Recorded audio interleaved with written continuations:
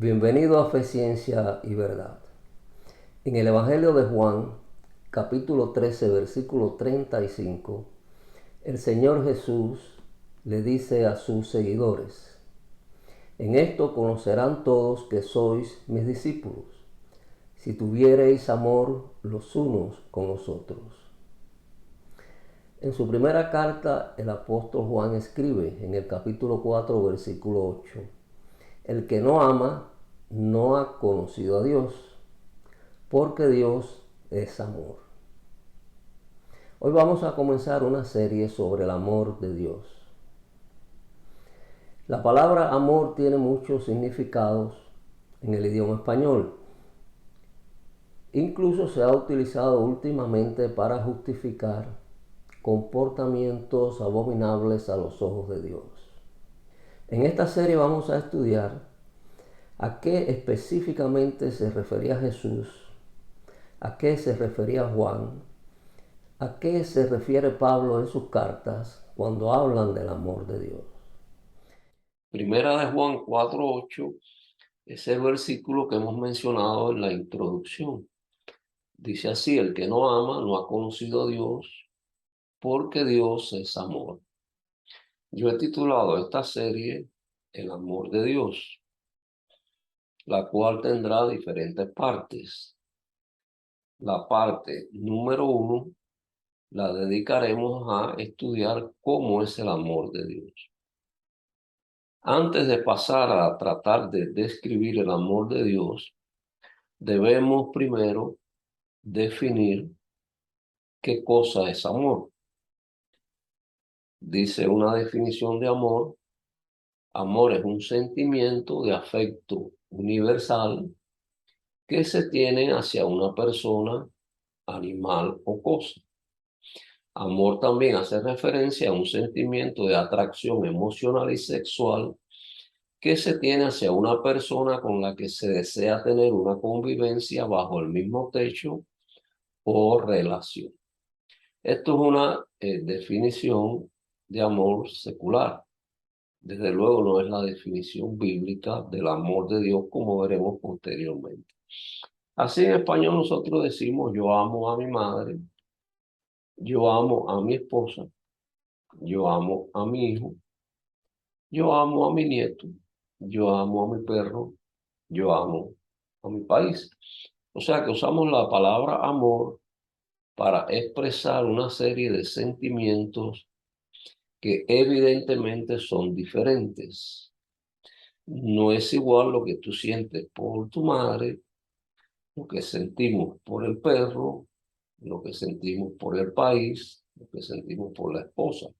Son sentimientos totalmente diferentes. Ahora, yo he puesto sentimientos en el screen con un color diferente, porque es importante recordar que, de acuerdo a la definición secular, el amor es un sentimiento.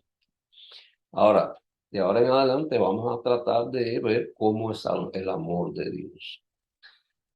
Ahora, para ver cómo es el amor de Dios, vamos a tener que mencionar el idioma griego, porque las copias que nosotros tenemos en español, en inglés, de la Biblia han sido traducidos de una copia en idioma griego.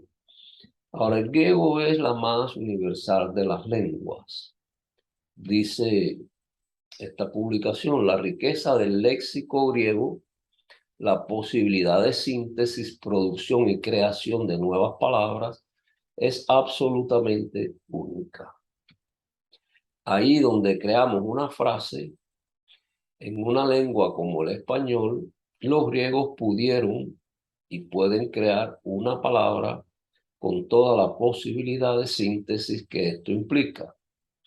De aquí se revela la riqueza ilimitada del léxico griego antiguo y moderno. En otras palabras, cuando los griegos usan una sola palabra, es muy probable que en otro idioma tengas que usar una frase, porque el griego tiene un poder de síntesis enorme. Quiere decir que cuando se traduce una palabra en la Biblia del griego al español, a veces se traduce con una sola palabra, pero a veces hay que traducirla con una frase completa.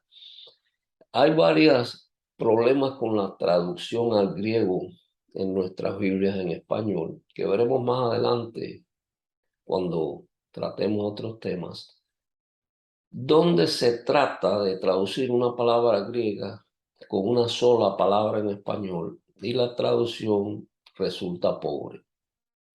Ahora bien, los griegos eran gente muy preocupados por su idioma, muy inteligente. Ellos se dieron cuenta de que los sentimientos hasta diferentes personas o animales o las cosas eran diferentes. Y entonces, ¿por qué llamarlos de la misma manera? Entonces ellos crearon diferentes palabras para expresar diferentes sentimientos que en español o en inglés se traducen como amor o como love. Por ejemplo, ellos crearon la palabra eros. Eros se refiere a un amor pasional con atracción, deseo sensual. Es el amor de los enamorados. Filia denota un afecto entrañable basado en la amistad. Estorge significa amor de parentesco, especialmente de los padres a los hijos y viceversa. Si usted busca estas definiciones en la internet, o posiblemente se lo hayan enseñado con unas pequeñas variaciones. Pero el objetivo de esta enseñanza no es estudiar el idioma griego, sino es definir el amor de Dios. Ahora bien, las palabras que escogieron los escritores del Nuevo Testamento para expresar el amor de Dios no fue ninguna de estas palabras. Ellos escogieron una palabra diferente. En el Nuevo Testamento, para referirse al amor de Dios, se usa la palabra griego agape. Tal vez haya oído agape o de diferentes maneras porque en la transliteración no se sabe exactamente, pero agape es correcto. No, agape es una palabra que los griegos tomaron del latín, dice, procede del latín agape. Y en concreto podemos determinar que emana del vocablo griego agape que se usaba para referirse a aquel amor de tipo incondicional en el que a la persona en cuestión solo le importa el bienestar del individuo al que se ama. Ahora, esto no quiere decir que los griegos conocían al Dios de la Biblia, y mucho menos que conocían su amor. Esto quiere decir que cuando los escritores bíblicos que estaban escribiendo en griego buscaron una palabra para expresar el amor de Dios, la que más se le ajustaba era la palabra agape, porque una de las características más importantes del amor de Dios es que es incondicional. A Dios solo le interesa tu bienestar. A Dios solo le interesa el bienestar de las personas, a las cuales ama con un amor infinito. Entonces, agape es la palabra que los escritores bíblicos escogieron cuando escribieron la Biblia en griego. Ahora bien, ¿cómo diría este versículo de 1 Juan 4:8 en griego? Pues esta es la Biblia interlineal. Déjeme advertir algo, no le coja miedo al griego, no le tema aprender. Es hora de que empecemos a aprender. La iglesia tiene que salir de la ignorancia. Ahora, no es necesario aprender todo esto para ser salvos. Hay gente que no conoce una palabra en griego, que incluso no saben ni leer ni escribir y son salvos porque han recibido al Señor Jesucristo. Pero cuanto más usted sepa, más su fe se va a reafirmar y menos probabilidades va a tener de que su fe se tambalee o que alguien venga a hacerle un cuento o que usted tenga que enfrentarse a toda la maquinaria propagandística que existe en las redes de comunicación. Cuando usted conoce, usted es inmune a toda esa propaganda. Ahora, aquí usted puede ver la palabra amor. La palabra amor, agape. Está escrita en griego, alfa, gamma, alfa, eh, pi y epsilon, supongo. Agape. Ahora, usted tiene un numerito arriba de la palabra agape. El numerito es del Strong griego, número 26. Tampoco le tenga miedo a esto. El Strong griego es un sistema que asigna un número único a cada palabra. Lo hay en griego, lo hay también en hebreo. Entonces, es muy fácil cuando usted va a manipular, a moverse en las concordancias. Usted busca Strong 26 y no tiene que escribir agape en griego. Y es muy fácil para localizar todos los textos donde aparece esta palabra. Ya, eso es el Strong, no es nada complicado. Aquí tiene amando, muy parecido, Strong 25 deriva de agape. O sea que agape es el amor de Dios. Ahora, el amor de Dios en primer lugar no es un sentimiento. Si usted se recuerda los primeros slides, donde definíamos amor y decía que era un sentimiento, estaba en color diferente, porque yo quise resaltar que la definición de amor secularmente es un sentimiento. No, el amor de Dios no es un sentimiento. El amor de Dios es espiritual. Si usted va al fruto del Espíritu en Gálatas 5, 22, 23, dice así: mas el fruto del Espíritu es amor, gozo, paz, paciencia, benignidad, bondad, fe, mansedumbre y templanza. Contra tales cosas no hay ley. O sea que el amor de Dios es un fruto del Espíritu. Sin el Espíritu Santo es imposible manifestar el amor de Dios. En la carta de Romanos 5:5 dice Pablo, y la esperanza no avergüenza, porque el amor de Dios ha sido derramado en nuestros corazones por el Espíritu Santo que nos fue dado. O sea que el amor de Dios solo puede ser derramado en nuestros corazones por el Espíritu Santo cuando usted recibe a Jesús como su Señor y Salvador. Entonces está viendo una gran diferencia entre el amor de Dios y los sentimientos que usted puede sentir, valga la redundancia, por su madre, por su hijo, por su nieto. O sea que el amor de Dios no es un sentimiento generado en nuestro sistema nervioso. No es una cuestión del alma, es una cuestión del espíritu. Es un fruto del espíritu. Ahora, ¿cómo es ese amor agape? ¿Cómo es el amor de Dios? En la primera carta a los Corintios, capítulo 13, versículos del 4 al 7, tenemos una descripción muy precisa del amor agape. Dice así: el amor es sufrido, es benigno, el amor no tiene envidia, el amor no es jactancioso, no se envanece, no hace nada indebido, no busca lo suyo, no se irrita, no guarda rencor, no se goza en la justicia, más se goza de la verdad. Todo lo sufre, todo lo cree, todo lo espera, todo lo soporta. Si usted quiere ver cómo el amor de Dios todo lo soporta, lo remito al libro de Oseas. Léase la historia de Oseas y se va a dar cuenta cómo el amor de Dios todo lo soporta. Ahora, este es el versículo original en la Biblia en griego, para que no quede duda de que no está hablando de eros, de otro tipo de amor, está hablando de agape, Strong 26, el amor agape. Ahora bien, estas son las características del amor de Dios. Es un resumen que aparece en 1 Corintios. A lo largo de la Biblia encontramos muchas otras características del amor de Dios. Pero es importante saber cómo Dios nos expresa su amor, que es incondicional. O sea, usted puede amar incondicionalmente a una persona, pero si no le expresa ese amor, de nada vale. O sea que el amor tiene que expresarse de alguna manera. Ahora, el amor incondicional de Dios se expresa resumiendo de dos maneras. Recuerden que quiero hacer esto lo más corto posible.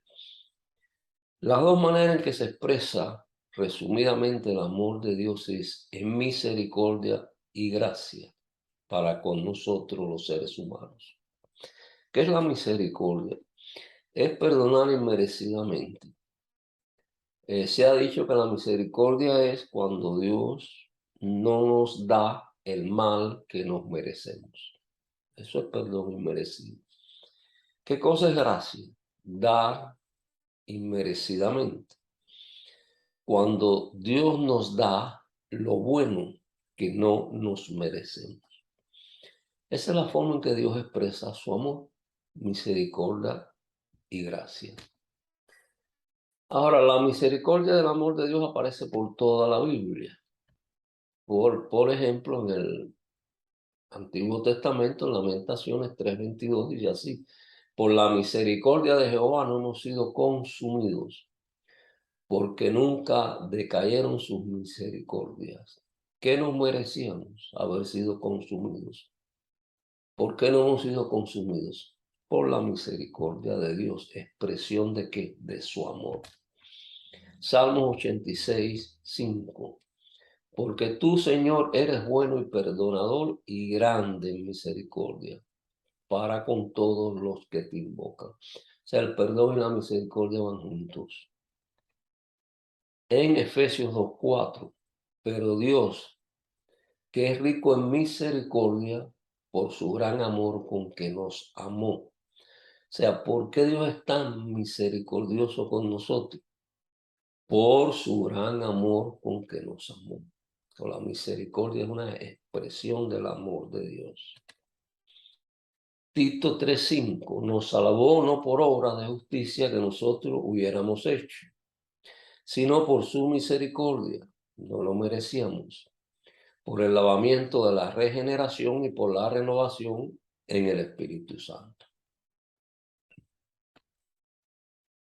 Ahora, la gracia del amor de Dios también lo puede encontrar en la Biblia, desde el Antiguo Testamento hasta el Nuevo Testamento. Juan 15:13 dice, dijo el Señor Jesús, nadie tiene amor más grande que el dar la vida por sus amigos. Romanos 8:32, el que no escatimó a su propio Hijo, sino que lo entregó por todos nosotros, ¿cómo no nos dará también con él todas las cosas? Efesios 2:8-9, porque por gracia sois salvos por medio de la fe. Y esto no de vosotros, pues es don de Dios, no por obras para que nadie se gloríe. Don significa regalo. Incluso en inglés hay una sola palabra, gift, para expresar regalo y don. Ahora, la gracia y la misericordia de Dios aparece en un versículo muy conocido para los cristianos. Si usted no ha recibido a Jesús, pronto conocerá este versículo. Es Juan 3:16. Porque de tal manera amó Dios al mundo que ha dado a su Hijo unigénito, para que todo aquel que en él cree no se pierda, mas tenga vida eterna. Dice, porque de tal manera amó Dios al mundo, y no se quedó ahí. O sea, Dios no se quedó viendo cómo el mundo se destruía y cómo las personas iban al infierno, sino que hizo algo. O sea, el amor de Dios mueve a actuar en favor de aquellos a los que se aman. So, Dios se vio movido a hacer un tremendo sacrificio, a dar a su Hijo unigénito. ¿Para qué? Para no darnos lo malo que nos merecemos, para que no nos perdamos. ¿Y para qué más? Para darnos por gracia lo bueno que no nos merecemos, la vida eterna. Este versículo resume muy bien cómo Dios expresa su amor. No se pierda misericordia, perdón inmerecido, vida eterna, gracia. Ahora, en la segunda parte de esta serie, vamos a ver por qué es importante la primera parte. O sea, por qué es importante conocer el amor de Dios, cómo es el amor de Dios y cómo Dios le expresa su amor a la humanidad.